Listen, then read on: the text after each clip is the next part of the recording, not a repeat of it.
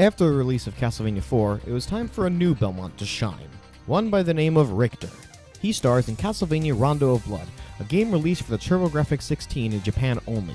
It was a fantastic game that featured cutscenes, voice acting, branching pathways, multiple playable characters, a slew of new power-ups and abilities. But we didn't get this game. No, instead, America got Castlevania Dracula X for the Super Nintendo. Now, I know what you're thinking.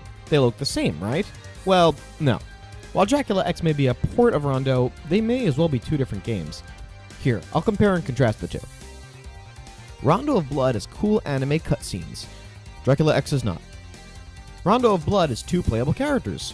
Dracula X is not. Rondo of Blood has full voice acting. Dracula X is not. Rondo of Blood has a level select option. Dracula X is not. Rondo of Blood has some of the best level designs in any Castlevania game. Dracula X does not. Are you sensing a pattern here? To put it bluntly, Dracula X is a subpar version of Rondo of Blood. You can play only as Richter, there are no cutscenes, no level select, awful level design, and just doesn't even hold a candle to Rondo. In case you haven't figured it out by now, I'm not the biggest fan of Dracula X. It's not a bad game, just very mediocre, and certain level designs are just unacceptable. So now that I have the differences out of the way, it's time to talk about what they have in common. From here on out, I'll be referring to Rondo for the most part. First off, the story. The story starts off with an evil priest named Shaft sacrificing a virgin girl to resurrect Dracula. As psychotic as this sounds, it actually works. But Dracula isn't at full power yet, and needs the blood of 4 more maidens, one of which being Annette, Richter Belmont's fiancée. So naturally, a pissed-off Richter sets out to save his fiancée and the other maidens. Along the way, he runs into a young girl by the name of Maria Renard. Albeit young, she's actually one of the 4 maidens. She's also our second playable character. Maria plays very differently from Richter, and uses various animal abilities to aid her. She's incredibly fun to use, and I like her character quite a lot. Too bad she's only playable in Rondo. Now the duo is set off to slay Dracula and save the maidens. Since there are branching paths in this game, sometimes you may skip over one of the maidens, and if you want to get them all, you have to replay the level and find the secret ending. This is where the level select comes in. This adds so much replayability to the game. You can replay any level you want as either of the two heroes, and use their skills to find new areas.